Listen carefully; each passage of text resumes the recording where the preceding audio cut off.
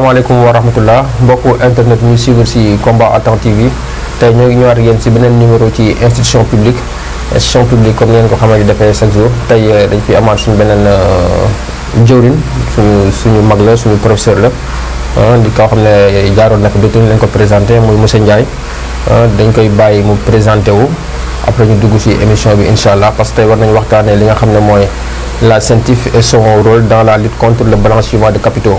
tey si loolu la war a ñëw incha allah dañ koy bàyyi mu nuyuwaat mbokk internet yi après ñu commencé waat laaj yi salaamaaleykum monsieur Ndiaye nga nuyu mbokk internet yi.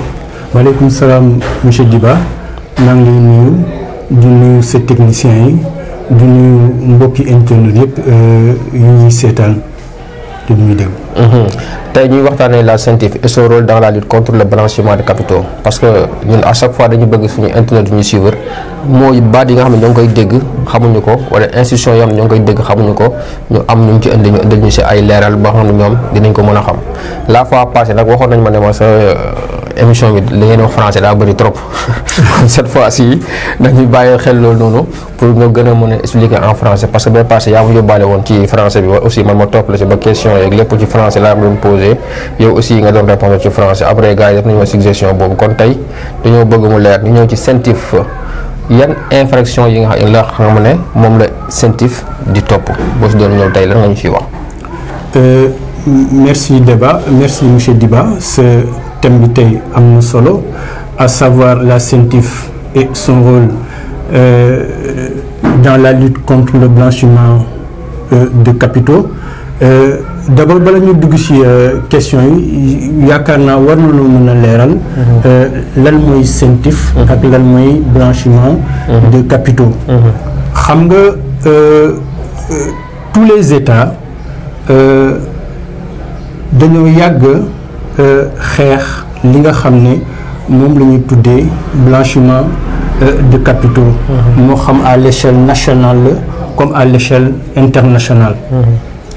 dañoo constaté aux États-Unis depuis 1920 avec le célèbre trafiquant de drogue Al Capone nga xam ne da doon blanchir énormément d'argent à partir de son trafic illicite de drogue am activité parallèle bu ñuy wax laverie automatique depuis donc cette date tous les États à l'échelle nationale et à l'échelle internationale donc ont cherché à lutter contre le blanchiment de capitaux nga xam ne daanaka dafay déstructurer dafay yàq économie réew dafay yàq économie àdduna ci noonu le état yi dëkk yi lënkaloo di xeex li nga xam ne mooy blanchiment de capitaux ak financement du terrorisme loolu yaa ngi koy gis à l'échelle internationale ci la convention de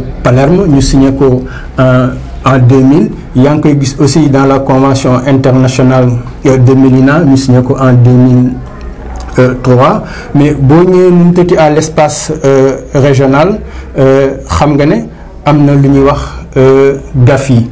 GAFI mooy groupe d'action financière mu nekk pratiquement en Europe une première structure boo xam ne mooy xeex li jëm ci blanchiment de capitaux ak financement du terrorisme. GAFI ñu ngi ko créé en 1989 au sommet du G7 nu mu tëddi à Paris nga ñëw en Afrique ñu am li ñuy wax la convention de l'Union africaine qui lutte contre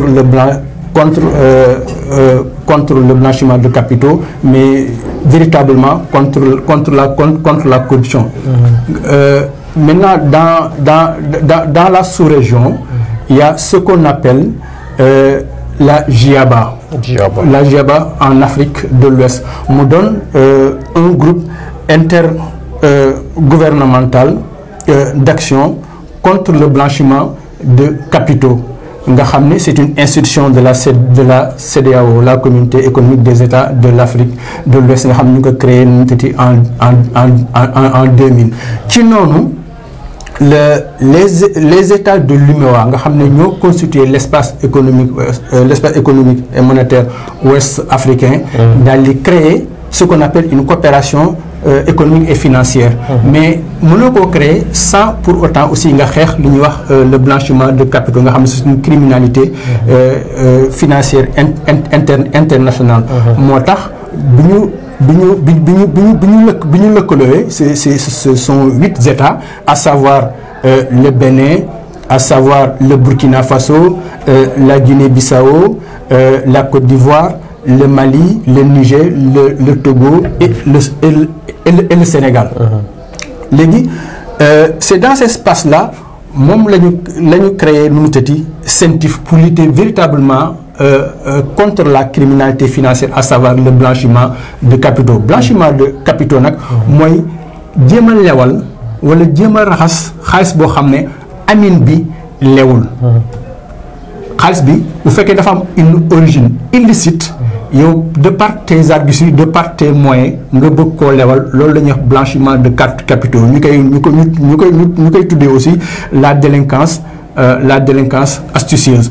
La CENTIF maintenant a été initialement créée par une loi uniforme, c'est la loi 2004-09 du 6 février 2004. Mais nous devons renforcer ici au Sénégal avec la loi 2024-06 du 14 février 2024. Lolo mo ñu jox tay la CENTIF structuration bi mu am ak composition bi mu am ni bon peut-être temps bi duñ ko may mais mënon nañu dugg ci xoss ci composition bi, à savoir les 8 membres les 8 membres au maximum et les 6 donc qui composent la CENTIF nga xam ne ñoom ñëpp ils sont nommés par décret. Léegi nag mu am beneen catégorie de membres boo xam ne ce sont des membres nu mu tëddi, ce sont un personnel tout simplement d'appui. ñun ñëpp nag ils prêtent serment au niveau de la cour de la cour d'appel. ay mission nag da cee bokk recevoir des informations, recevoir des réclamations de soupçons des institutions financières et assimilées. Boo déggee des institutions financières assimilées mooy les banques et les assurances. Assimilées mooy lan mooy ñi nga xam ne dañuy manipuler ay fonds comme les comptables, comme les notaires et consorts. CENTIF donc noonu lay doxee. Donc ces moyens maintenant d'action. Mais d'abord son personnel de haute qualité. Il s'agit d'un haut magistrat, il s'agit d'un haut fonctionnaire de l'administration des douanes, ou bien de l'administration des impôts, ou bien du trésor. La plupart du temps moi assurer la présidence. Moi am tamit un cadre de la BCEAO nga xam ne moom mooy assurer le secrétariat, mu amaale même en même temps deux yoo xam ne ñoom daanaka nu mu tëddee ñooy complété pour mu mat 8 su fekkee nu mu tëddee situation bi laaj na ko. nga xam ne seen xel ak seen dañoo seen xam-xam dafa màcc jëmale ci wàllu criminalité nu mu tëddee financière sans ak ñi nga xam ne ñuy tuddee nu mu tëddee des chargés d'enquête ak un haut cadre donc des officiers donc de police judiciaire. Loolu daal ci tënk mooy li ko composé.